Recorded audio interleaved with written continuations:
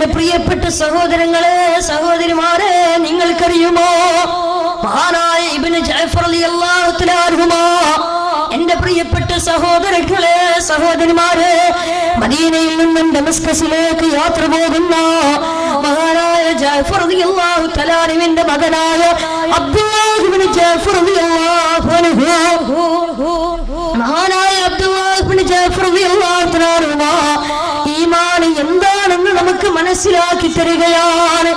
ഈമാൻ എന്താണെന്ന് നമുക്ക് മനസ്സിലാക്കി തരികയാണ്. എന്റെ പ്രിയപ്പെട്ട സഹോദരങ്ങളെ സഹോദരിമാരെ മഹാനായ അബ്ദുല്ലാഹ് ഇബ്നു ജഅഫർ റളിയല്ലാഹു തആല ആ അബ്ദുല്ലാഹ് ഇബ്നു ജഅഫർ റളിയല്ലാഹു തആല സൈന്യത്തിന്റെ അധിപനായി ആ അബ്ദുല്ലാഹ് ഇബ്നു ജഅഫർ റളിയല്ലാഹു തആല മഹാനവറുകൾ മദീനയിൽ നിന്ന് ഡമസ്കസിലേക്ക് കാൽനടയായി യാത്ര പോവുകയോ. എങ്ങനെയോ യാത്ര പോകുന്നതെന്നറിയോ? തന്റെ കാലിൽ ഒരു ചെരുപ്പില്ല, തന്റെ കാലിൽ ചെരുപ്പില്ലാതെ ആ ഡമസ്കസ് വരെ നടന്ന് തന്റെ കാലിൽ കല്ലുകുത്തി മുറിവ് വന്ന വ്രണങ്ങളായി. മദീനയിൽ നിന്ന് ഡമസ്കസിലേക്കുള്ള ദൂരം ഗൂഗിൾ മാപ്പ് എടുത്ത് നോക്കിയാൽ നമുക്ക് മനസ്സിലാവും 2000 കിലോമീറ്ററിലേറെ വരും. എത്ര 2000 കിലോമീറ്ററിലേറെ വരും. ആ 2000 കിലോമീറ്റർ തന്റെ കാലുകൊണ്ട് നടക്കുകയാണ്. എന്റെ പ്രിയപ്പെട്ട സഹോദരങ്ങളെ സഹോദരിമാരെ നമ്മളൊക്കെ ഒരുപാട് കാര്യം ചെയ്യുമെന്നെല്ലാം വിചാരിക്കാറുണ്ടല്ലോ. നമ്മളൊക്കെ ഒരുപാട് നന്മകൾ ചെയ്യാമെന്ന് വിചാരിക്കാറുണ്ട്. പക്ഷേ അതെല്ലാം മുൻഗാമികളായ സലഫ് സ്വാലിഹികളിലേക്ക് തട്ടിച്ചു നോക്കുമ്പോ അത് മൈനസോ. എന്റെ പ്രിയപ്പെട്ടവരെ കാൽനടയായി യാത്ര പോവുകയാ അബ്ദുല്ലാഹ് ഇബ്നു ജഅഫർ റളിയല്ലാഹു തആല അങ്ങനെയതാ തന്റെ കാലിൽ ചെരുപ്പില്ലാതെ ആ 2000 കിലോമീറ്റർ തന്റെ കാലിൽ ചെരുപ്പില്ലാതെ തന്റെ കാലുകൊണ്ട് ഡമസ്കസ് വരെ സിറിയയുടെ ആസ്ഥാനം വരെ 2000 കിലോമീറ്റർ തന്റെ കാലിൽ ചെരുപ്പില്ലാതെ ആ യാത്രയിൽ തന്റെ കാലിൽ കല്ല് കുത്തി മുറിവ് വന്ന് ഒരു കാലങ്ങോട്ട് ഭയങ്കരമായിട്ട് പഴുത്തു. അവസാനം ഡമസ്കസിലേക്ക് എത്തിയപ്പോ സഹോദരങ്ങളെ തന്റെ കാലിൽ മുറിവ് വന്ന് കല്ല് കുത്തി മുറിവ് വന്ന് തന്റെ കാലിൽ വ്രണമായി. അവസാനം ഒരു കാലങ്ങോട്ട് ഭയങ്കരമായിട്ട് പഴുത്തു. ഒരു കാലങ്ങോട്ട് വല്ലാത്ത പ്രയാസത്തോടെ നടക്കാൻ കഴിയുന്നില്ല. വല്ലാത്ത പ്രയാസമായി, വല്ലാത്ത നമ്പരമായി. എന്റെ പ്രിയപ്പെട്ട സഹോദരങ്ങളെ സഹോദരിമാരെ അങ്ങനെയതാ മഹാനായ അബ്ദുല്ലാഹ് ഇബ്നു ജഅഫർ റളിയല്ലാഹു തആല കണ്ട ഡമസ്കസിലെ അന്നത്തെ അമവിയ ഖലീഫ ഈ അബ്ദുല്ലാഹ് ഇബ്നു ജഅഫർ റളിയല്ലാഹു തആലയുടെ ഈ അവസ്ഥ കണ്ടപ്പോ തന്റെ കാല് ഭയങ്കരമായിട്ട് പഴുത്ത് വല്ലാത്ത പ്രയാസത്തോടെ നടക്കുന്നത് കണ്ടപ്പോ ആ സമയത്ത് അന്നത്തെ അമവിയ ഖലീഫ അവിടുത്തെ ഡോക്ടർമാരെ വിളിക്കുകയോ.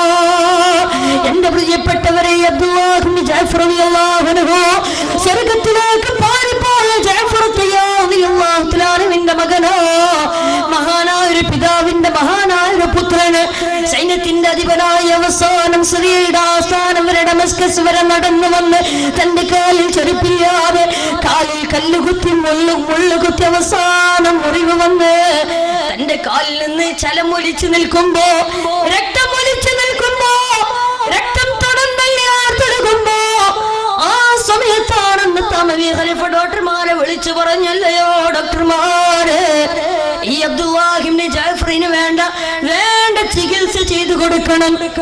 എല്ലാ ചിലവും ഞാൻ ഏറ്റെടുത്തുകൊള്ളാം. നിങ്ങൾ ഈ സഹാബിക്ക് വേണ്ടി എല്ലാവിധ ചിലവും എല്ലാവിധ ചികിത്സയും ചെയ്തു കൊടുക്കണമെന്ന് പറഞ്ഞപ്പോ എന്റെ പ്രിയപ്പെട്ടവര് ആ സമയത്ത് ഡോക്ടർമാർ ഒരുപാട് നേരം പരിശോധിച്ചു. ഒരുപാട് നേരം ആ അബ്ദുല്ലാഹ് ഇബ്നു ജഅഫർ റളിയല്ലാഹു തആലയുടെ കാല് പരിശോധിച്ചിട്ട് പറഞ്ഞു അത്രേ, അല്ലയോ ഖലീഫ അബ്ദുല്ലാഹ് ഇബ്നു ജഅഫർ റളിയല്ലാഹു തആലയുടെ കാല് വല്ലാതെ മോശമായിട്ടുണ്ട്. ഇത് ചികിത്സിച്ച് മാറ്റാൻ കഴിയില്ല. ഇതൊരിക്കലും ചികിത്സിച്ച് മാറ്റാൻ കഴിയില്ല. അതുകൊണ്ട് ഖലീഫ ഇതൊരിക്കലും ചികിത്സിച്ചാൽ മാറുന്നതല്ല. കാലിന് വല്ലാത്ത അസുഖമോ, കാല് വല്ലാതെ പഴുത്തിട്ടുണ്ട്. അതുകൊണ്ട് കാലിന്റെ നില വല്ലാതെ മോശമായിരിക്കുകയാണ്. അതുകൊണ്ട് ഇനി ഒരേ ഒരു നിർവാഹമേ ഉള്ളൂ, അത് ചികിത്സിച്ചു മാറ്റലല്ല, കാലിന്റെ മുട്ടിൽ മുറിച്ചു മാറ്റണം. എന്താ പറഞ്ഞേ?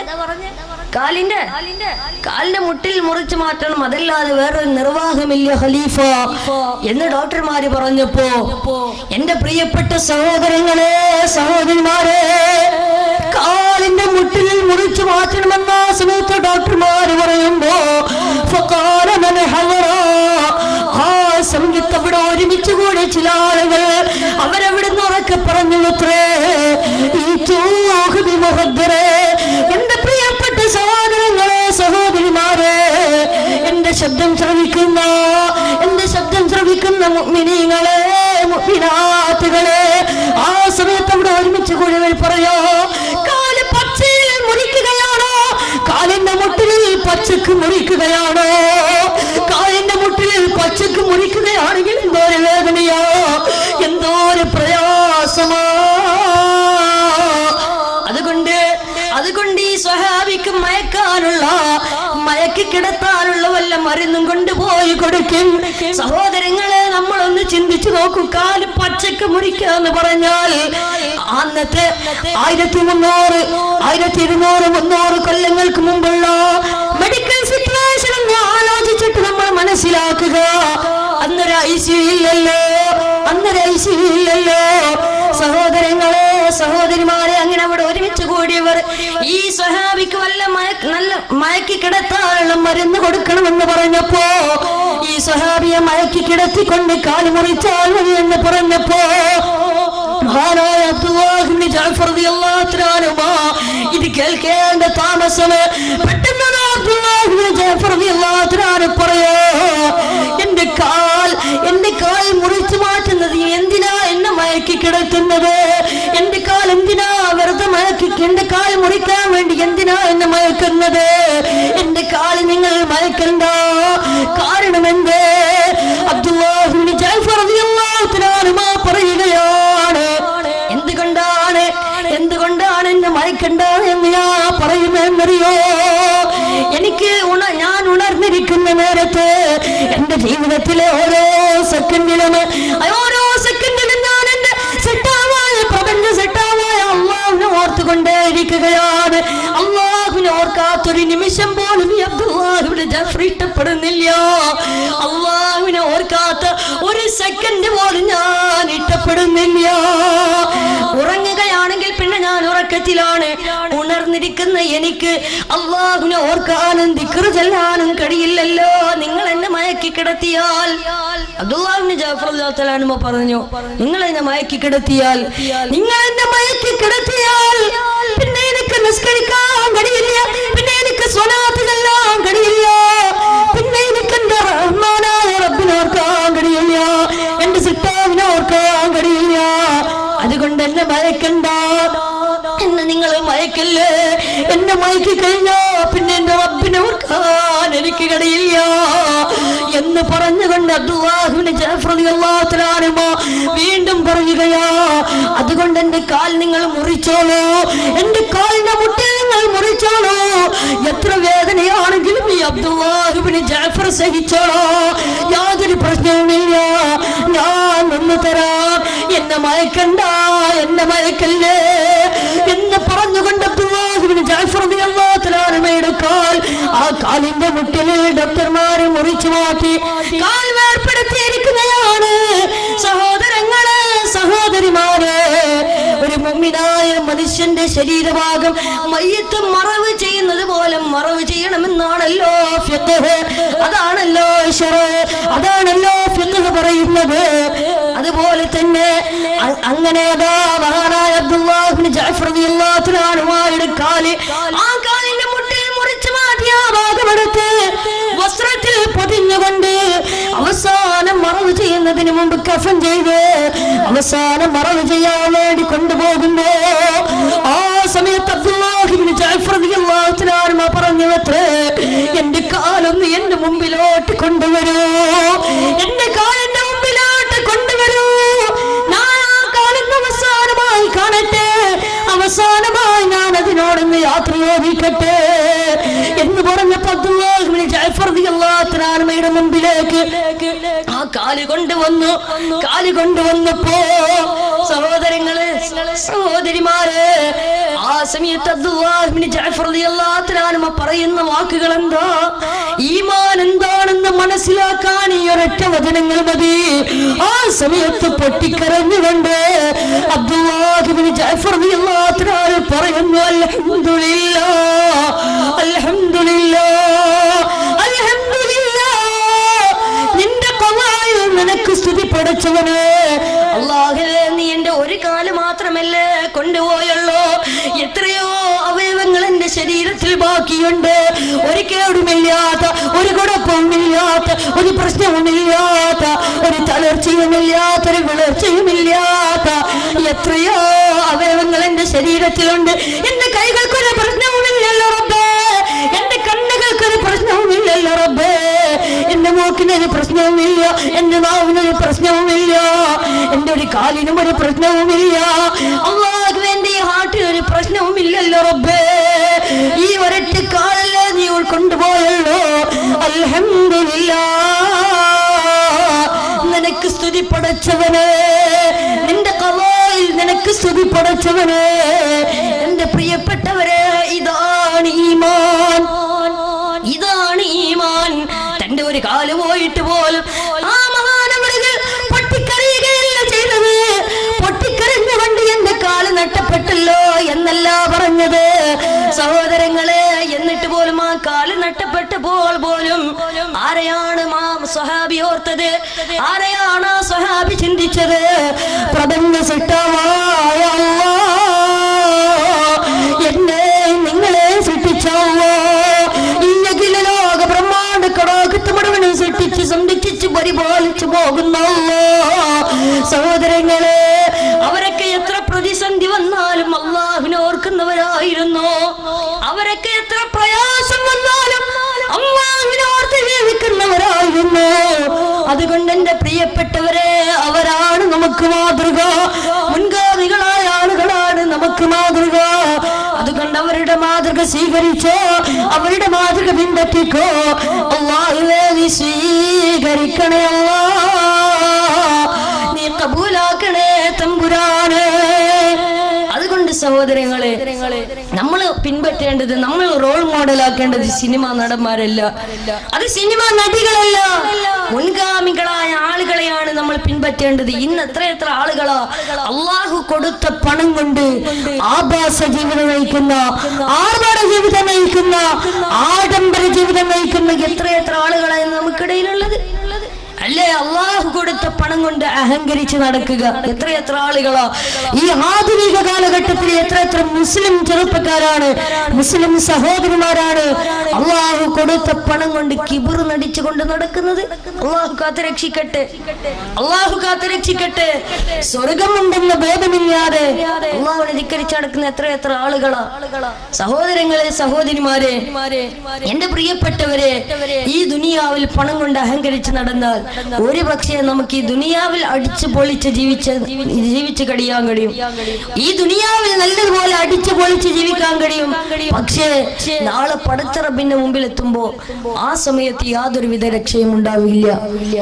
അള്ളാഹു ഈ ദുനിയാവിൽ വെച്ച് തന്നെ അവനെ പരീക്ഷിച്ചു തുടങ്ങുന്നതാ. അള്ളാഹു നമ്മളെ കാത്തുരക്ഷിക്കുമാറാകട്ടെ, അള്ളാഹു കാത്തുരക്ഷിക്കുമാറാകട്ടെ.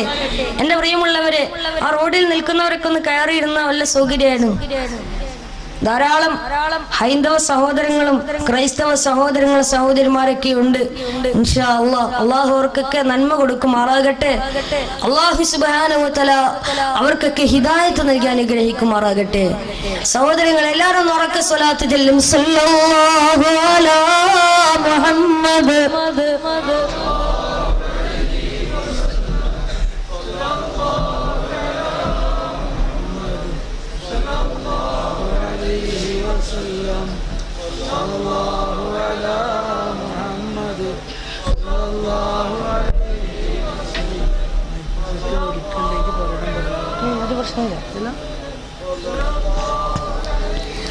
اللهم صل على محمد يا ربي صل عليه وسلم. الله ഞങ്ങളുടെ ഈ സ്വലാത്തിന് ഞങ്ങളുടെ നേതാവ് ഹബീബായ നബി മുഹമ്മദ് മുസ്തഫ സല്ലല്ലാഹു അലൈഹി വസല്ലമ തങ്ങളുടെ ഹദ്റത്തിലേക്ക് ഈ സമയത്ത് തന്നെ എത്തിക്കണേ റബ്ബേ.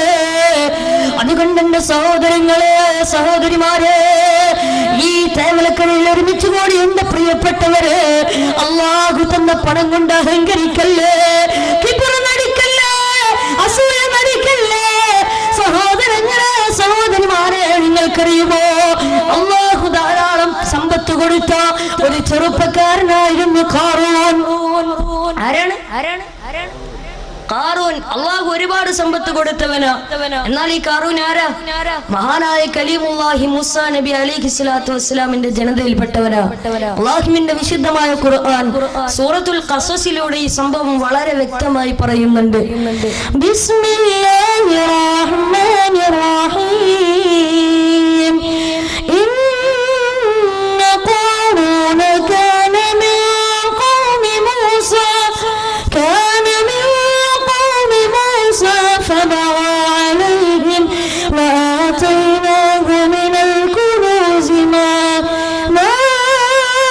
إن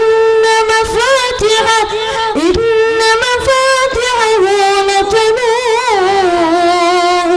لتنوء بالعصبة أولي القوة إذ قال له قومه لا تفرح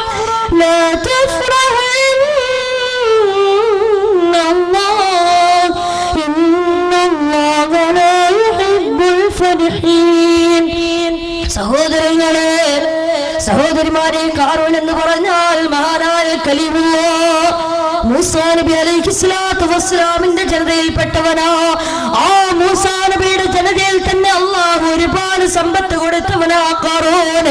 അങ്ങനെ ഒരുപാട് സമ്പത്ത് കിട്ടിയപ്പോ, ഒരുപാട് സമ്പത്ത് അല്ലാഹു ഖാറൂന് കൊടുത്തപ്പോ, ഖാറൂൻ പണം കൊണ്ട് അഹങ്കരിക്കാൻ തുടങ്ങി. ഖാറൂന് പുളകം കൊള്ളാൻ തുടങ്ങി.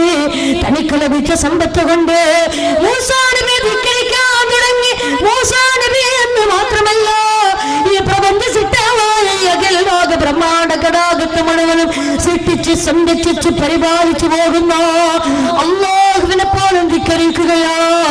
സഹോദരങ്ങളെ, ആ സമയത്ത് മൂസാ നബി ഒരുപാട് ഉപദേശിച്ചു. ഖാറൂനെ, ഈ പണം കൊണ്ട് നീ അഹങ്കരിക്കല്ലേ. ഈ പണം ഇന്നല്ലെങ്കിൽ നാളെ തിരിച്ചെടുക്കാനുള്ള കഴിവ് അല്ലാഹുവിനുണ്ട്. അതുകൊണ്ട് ഖാറൂനെ, നീ അഹങ്കരിക്കല്ലേ. ഇന്നല്ലെങ്കിൽ ഈ പണം നാളെ പടച്ച റബ്ബ് തിരിച്ചെടുക്കുന്നതോ. അതുകൊണ്ട് അഹങ്കാരം നമുക്ക് വേണ്ട എന്ന് ഖാറൂനോട് പറഞ്ഞപ്പോ, ഖാറൂനോട് ഉപദേശിച്ചപ്പോ, ആ സമയത്ത് ഖാറൂൻ പറഞ്ഞ എന്തെന്നറിയോ? ഖാറൂൻ ആ സമയത്ത് എന്താ പറഞ്ഞ? എടാ മൂസാ, നീ പറഞ്ഞാൽ ഇനി ഞാൻ ചെയ്യോടാ, നീ പറഞ്ഞാൽ ഇനി ഞാൻ ആവർത്തിച്ച് ചെയ്യുമോടാ, നീ പറഞ്ഞാൽ ഞാൻ അനുസരിക്കില്ല എന്ന് പറഞ്ഞ് പിന്നെയും അഹങ്കരിക്കുക. സഹോദരങ്ങളെ, സഹോദരിമാരെ, ഇങ്ങനെ വീണ്ടും അഹങ്കരിച്ചു തുടങ്ങിയപ്പോ അല്ലാഹു വീണ്ടും സമ്പത്ത് കൊടുക്കുകയാണ്. അങ്ങനെ ഒരുപാട് സമ്പത്ത് കുന്നുകൂടിയപ്പോ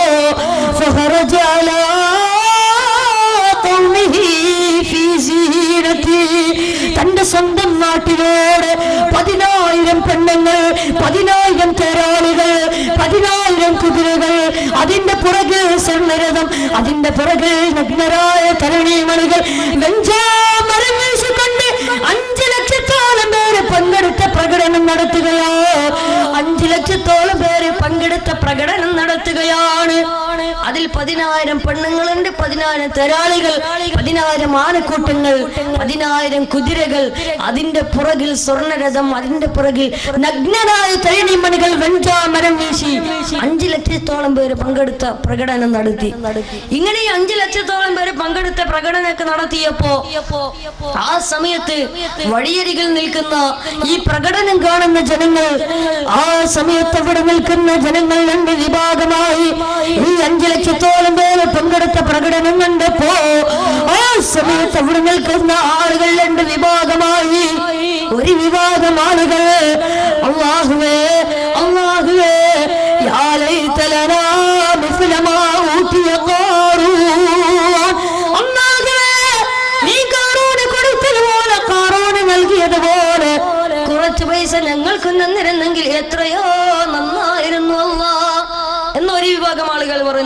എന്താ പറഞ്ഞ? അള്ളാഹു നീ കാറൂന് കൊടുത്തതുപോലെ കുറച്ച് പൈസ ഞങ്ങൾക്ക് തന്നിരുന്നെങ്കിൽ എത്രയോ നന്നായിരുന്നു അല്ലാ എന്ന് ഒരു വിഭാഗം ആളുകൾ പറഞ്ഞപ്പോ ആ സമയത്ത് അവിടെയുള്ള വിവരമുള്ള ആളുകൾ പണ്ഡിതന്മാര് പറഞ്ഞു,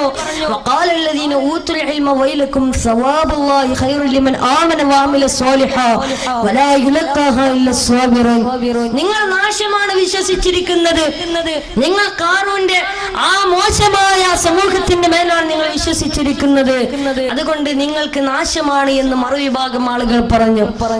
അങ്ങനെ രണ്ട് വിഭാഗമായി ഒരു വിഭാഗം ആളുകൾ ഈമാനിൽ അടിയുറച്ചുകൊണ്ട് അല്ലാഹുവിനെ മറക്കാതെ സമയത്ത് അവിടെ അടിയുറച്ചു നിന്നപ്പോ ഒരു വിഭാഗം ആളുകൾ കാറൂന്റെ ഭാഗത്തു നിന്നോ സഹോദരങ്ങളെ സഹോദരിമാരെ അവസാനം കാറൂനോട് ഒരുപാട് ഉപദേശിച്ചു.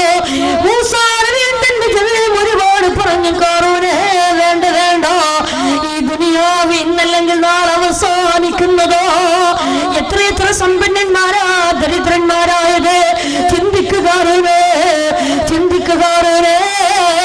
എത്രയോ സമ്പന്നന്മാര് ദരിദ്രന്മാരായി തീർന്നില്ലേ? അതുപോലെ നിന്റെ ഈ സമ്പത്ത് ഏതൊരു സെക്കൻഡിലും തിരിച്ചെടുക്കാനുള്ള കഴിവ് അല്ലാഹുവിനുണ്ട്. അത് നീ മറക്കല്ല, അത് മറന്ന് നീ തുള്ളിക്കളിക്കല്ലേ എന്ന് പറഞ്ഞപ്പോ കാറൂൻ ആ സമയത്ത് വീണ്ടും അഹങ്കരിക്കുകയോ, എടാ മൂസ, എടാ മൂസ, നീ പറഞ്ഞാ ഞാൻ അനുസരിക്കില്ല എന്ന് ഞാൻ നിന്നോട് പറഞ്ഞില്ലേ? എന്റെ സമ്പത്തുണ്ടായത് എന്റെ അറിവ് കൊണ്ടാണ്. എനിക്ക് വേണ്ടത്ര അറിവും ത്രാണിയും പത്രാസും പവറും എല്ലാം എനിക്കുണ്ട്. അതുകൊണ്ട് ഇനി ഒരാളുടെ ഉപദേശ മാർഗനിർദ്ദേശവും എനിക്ക് വേണ്ട, എന്നാരും ഉപദേശിക്കണ്ട, എന്നാരും നന്നാക്കാൻ ശ്രമിക്കണ്ട എന്നിവിടുന്ന് പറഞ്ഞപ്പോ സഹോദരങ്ങളെ ആ സമയത്ത് അല്ലാഹു ചോദിക്കുന്നൊരു ചോദ്യമുണ്ട്. ഇങ്ങനെയൊക്കെ കാറൂൻ അഹങ്കരിച്ചിട്ടും ഇങ്ങനെയൊക്കെ കാറൂന് അല്ലാഹു കൊടുത്ത സമ്പത്ത് കൊണ്ട് ഇങ്ങനെയൊക്കെ അഹങ്കരിച്ചപ്പോ അല്ലാഹു ചോദിക്കുന്ന ഒരു ചോദ്യമുണ്ട് കാറൂനോട്. അവലം യഅലം അന്നല്ലാഹ ഖദ് അഹ്ലക മിൻ ഖബ്ലിഹി മിനൽ ഖുറൂനി മൻ ഹുവ അശദ്ദു മിൻഹു ഖുവ്വതൻ വഅക്സറു ജംആ വലാ യസ്അലു അൻ ദുനൂബിഹിൽ മുജ്രിമൂൻ. അള്ളാഹു ചോദിക്കുക, ഈ കാറൂനേക്കാളും മുമ്പ്, ഈ കാറൂൻ വരുന്നതിന് മുമ്പ് അവനേക്കാളും വലിയ ഒരു സംഘത്തെ, ഇവനേക്കാളും വലിയൊരു സംഘബലമുള്ള ഒരു സമൂഹത്തെ ഞാൻ നശിപ്പിച്ചത് ഈ കാറൂൻ അറിഞ്ഞിട്ടില്ലേ എന്ന് അള്ളാഹു ചോദിക്കുകയോ.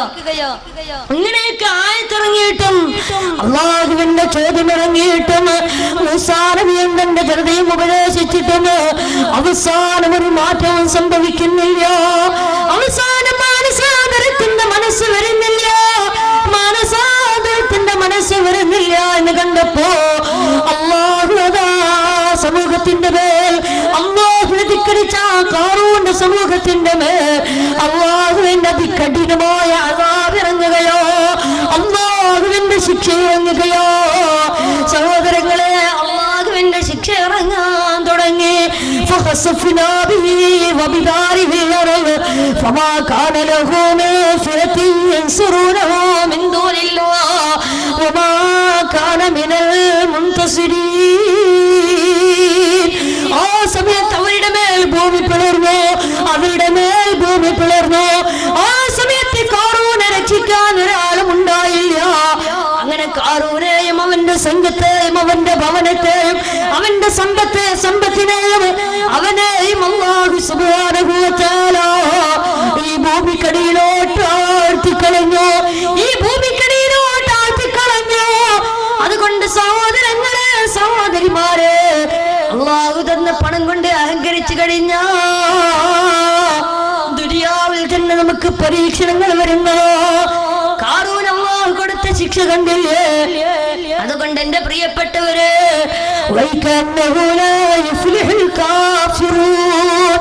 ഒരിക്കലും തന്നെ അവിശ്വാസികൾ കാഫിര്യങ്ങൾ ഒരിക്കലും തന്നെ വിജയിക്കുകയില്ലെന്ന് അല്ലാഹുവിന്റെ വിശുദ്ധമായ ഖുർആൻ.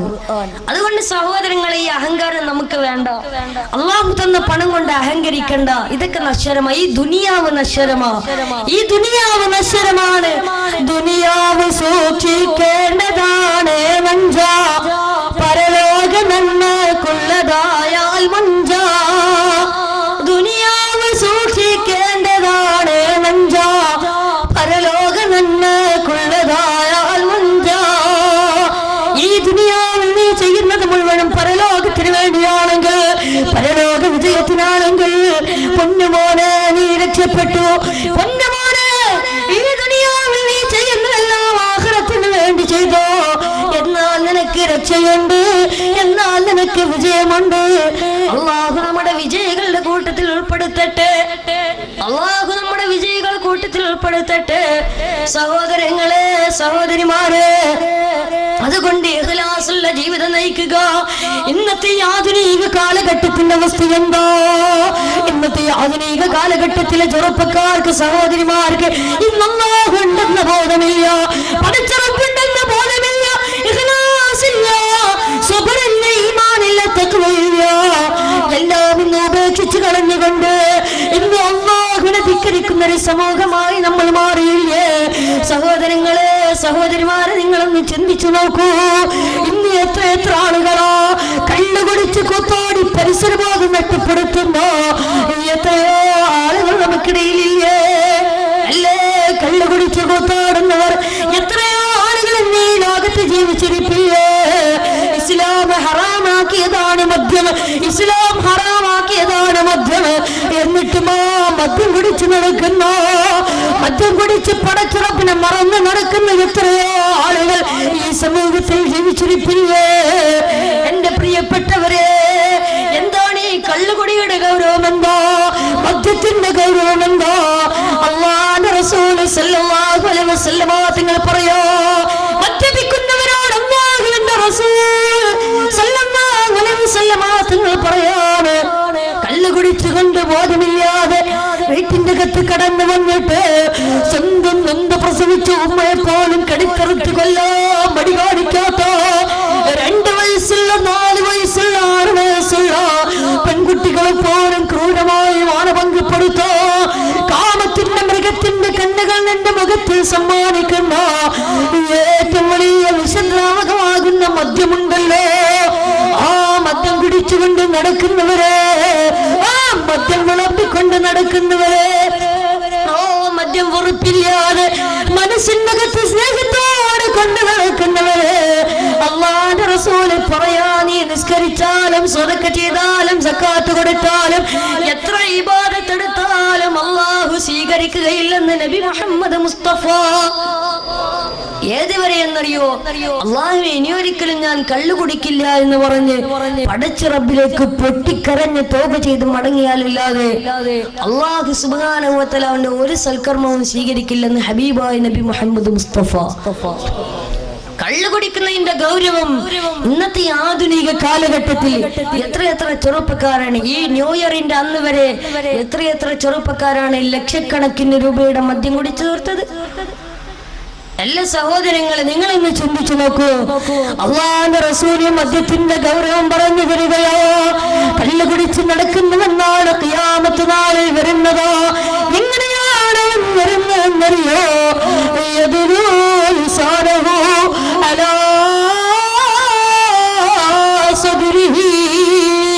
അവന്റെ നെഞ്ചിലേക്ക് അവന്റെ നാവിനെ ഇങ്ങനെ വലിച്ചിറക്കി കൊടുക്കുകയോ, എന്നിട്ട് അവൻ വരുന്നതാണ്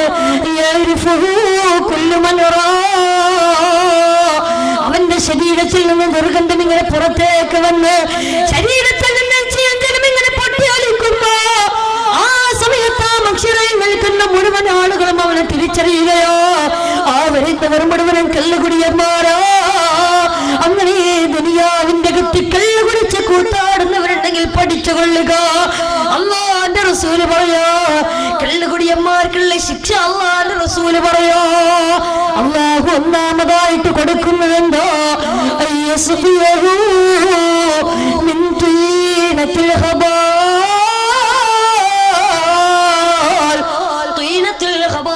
പറയുന്ന പാനീയം അല്ലാഹു കള്ളുകുടിയന്മാർ കൊടിച്ചു വെച്ചിരിക്കുകയോ.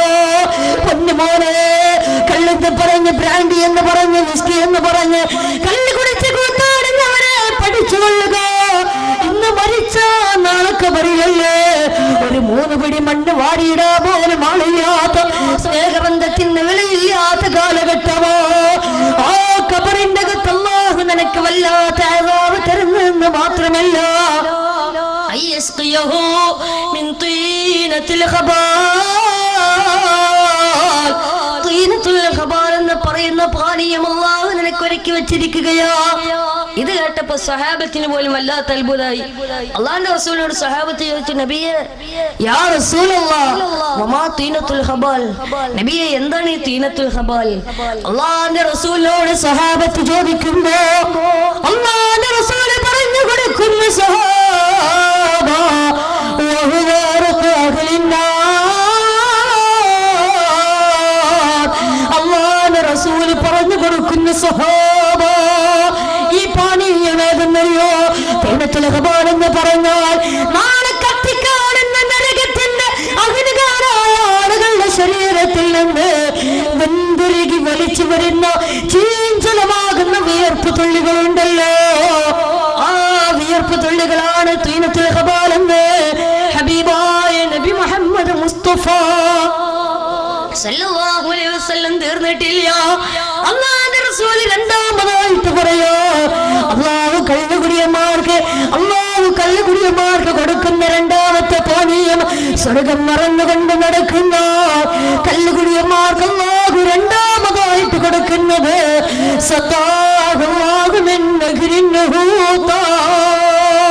അത് നെഹ്റിൻ ഹൂത എന്ന് പറയുന്ന പാനീയമാ.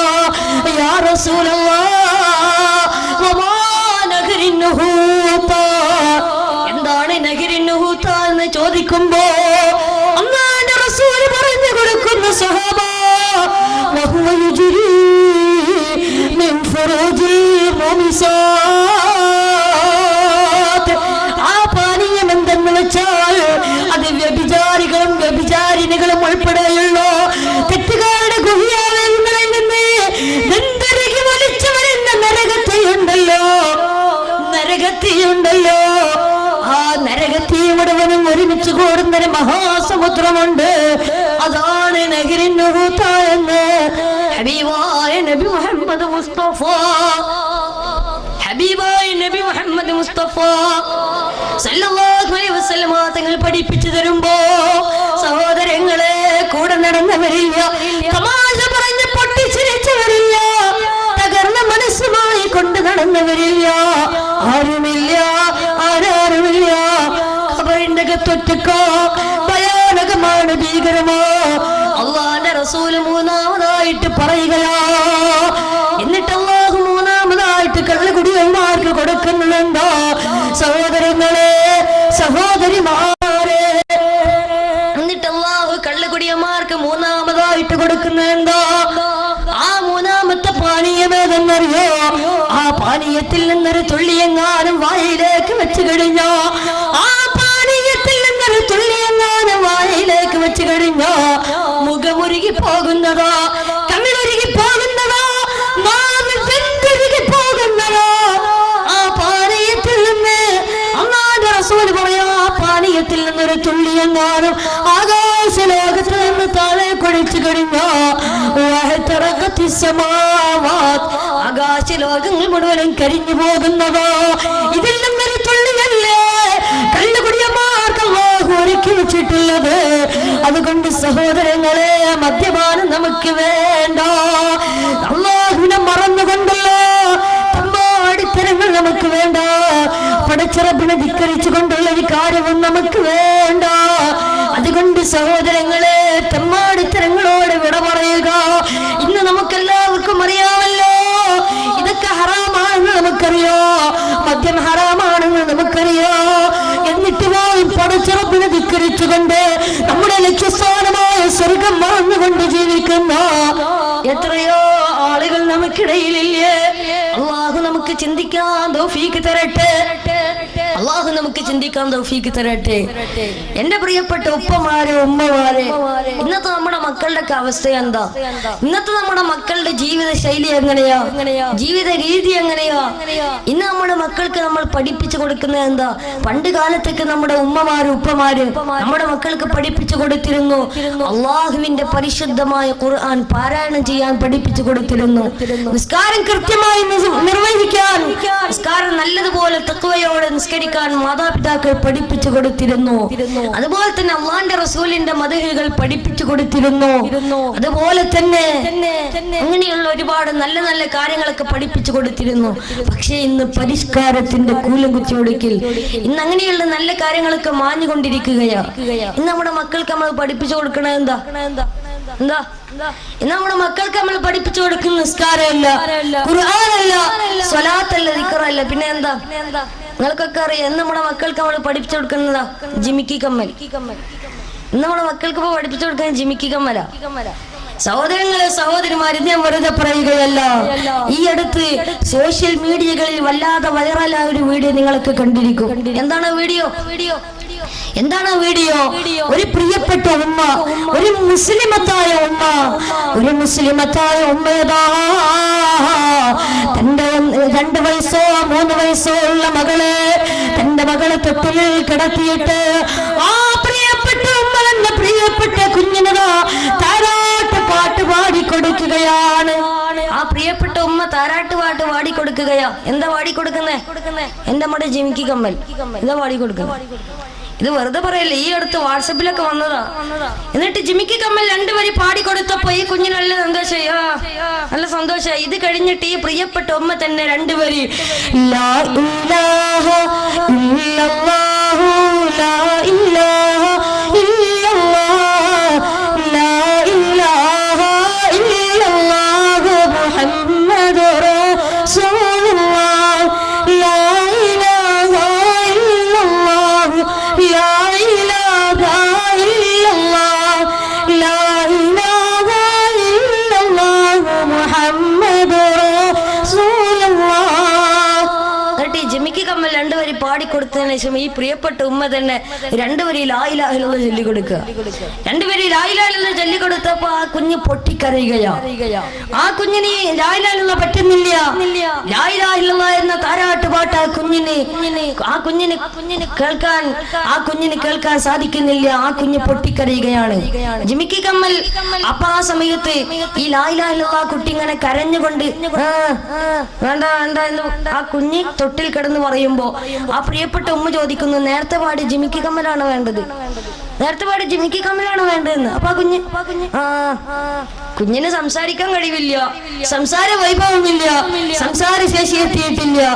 അതിനുമുമ്പ് തന്നെ ആ കുഞ്ഞ് ജിമിക്കി കമ്മൽ കാണിച്ചപ്പോ അപ്പൊ ആ ഉമ്മ ജിമിക്കി കമ്മൽ പാടി കൊടുക്കുമ്പോ കുഞ്ഞിന് നല്ല സന്തോഷമായി. വീണ്ടും ലാലാൽ കൊടുക്കുന്നു. അപ്പൊ പൊട്ടിക്കറിയ അള്ളാഹുവിന്റെ പേര് കേൾക്കുമ്പോ വേണ്ട എന്ന് പറയാ. സഹോദരങ്ങളെ, സഹോദരിമാരെ, എന്തുകൊണ്ടാണ് ഈ ലോകത്തോട്ട് ജനിച്ചു വീണൊരു കുഞ്ഞിന് പോലും അള്ളാഹുവിന്റെ പേര് വേണ്ട എന്ന് പറഞ്ഞ് ജിമ്മിക്ക് കമ്മൽ വേണമെന്ന് പറയുന്നത് എന്തുകൊണ്ടാ? എന്റെ പ്രിയപ്പെട്ടവരെ, ഈ ചേവലക്കരയിൽ ഒരുമിച്ച് കൂടിയ പ്രിയപ്പെട്ട ഉമ്മമാര്, എന്തുകൊണ്ടാണ് ആ ജനിച്ചു വീണ കുഞ്ഞിന് പോലും അള്ളാഹുവിന്റെ പേര് വേണ്ട, ജിമിക്ക് കമ്മൽ വേണമെന്ന് പറയുന്നത് എന്തുകൊണ്ടാ? കാരണം മറ്റൊന്നുമല്ല, ആ കുഞ്ഞിനെ നിങ്ങൾ ഗർഭാശയത്തിൽ ചുമന്ന് നടക്കുമ്പോ തന്നെ നിങ്ങൾ കേൾക്കുന്നത് ജിമിക്ക് കമ്മലാ, നിങ്ങൾ കേൾക്കുന്നത് മോശമായ ഗാനങ്ങളാ. അതുകൊണ്ട് തന്നെ നീയും നിന്റെ കുഞ്ഞും തമ്മിൽ കണക്ഷനുണ്ട്. അതുകൊണ്ട് തന്നെ നിങ്ങൾ ചെയ്യുന്നതാ ഗർഭാശയത്തിലിരിക്കുന്ന കുഞ്ഞറിയുകയാ, നിങ്ങൾ കേൾക്കുന്നതാ കുഞ്ഞറിയുകയാ, നിങ്ങൾ പ്രവർത്തിക്കുന്നതാ കുഞ്ഞറിയുകയാ, നിങ്ങൾ ചെയ്യുന്നത് മുഴുവനും ആ കുഞ്ഞറിയുകയാ. അതുകൊണ്ട് തന്നെ ഗർഭാശയത്തിലിരിക്കുമ്പോൾ നീ ജിമിക്ക് കമ്മൽ കേട്ടുകൊണ്ടാ നടന്നിരുന്നത്. അതുകൊണ്ടാണ് ഈ ലോകത്തോട്ട് ജനിച്ചു വീണ കുഞ്ഞിന് പോലും അല്ലാഹുവിന്റെ പേര് വേണ്ട എന്ന് പറഞ്ഞ് ജിമിക്ക് കമ്മൽ വേണമെന്ന് പറയുന്നത് കൊണ്ടാ അള്ളാന്റെ റസൂൽ വിരൽ ചൂണ്ടി കാണിച്ചത് ഈ സമൂഹത്തിലേക്കാ. അള്ളാന്റെ റസൂൽ വിരൽ ചൂണ്ടി കാണിച്ചത് ഈ സമൂഹത്തിലേക്കാ. അള്ളാന്റെ റസൂൽ പറയാ, സൃഷ്ടികളിൽ വെച്ച് ഏറ്റവും മോശപ്പെട്ടൊരു സമൂഹത്തിന്റെ മേലിലല്ലാതെ ഈ ലോകം അവസാനിക്കില്ല എന്ന് ഹബീബായ നബി മുഹമ്മദ് മുസ്തഫ സല്ലല്ലാഹു അലൈഹി വസല്ലം തങ്ങൾ വീണ്ടും പഠിപ്പിച്ചു തരികയാ. മാത്രമല്ല എന്റെ പ്രിയപ്പെട്ടവരെ, അല്ലാഹുവിന്റെ റസൂൽ വീണ്ടും പറയുകയാ, ഈ ഭൂമുഖത്ത് ഒരാളെങ്കിലും അല്ലാഹ്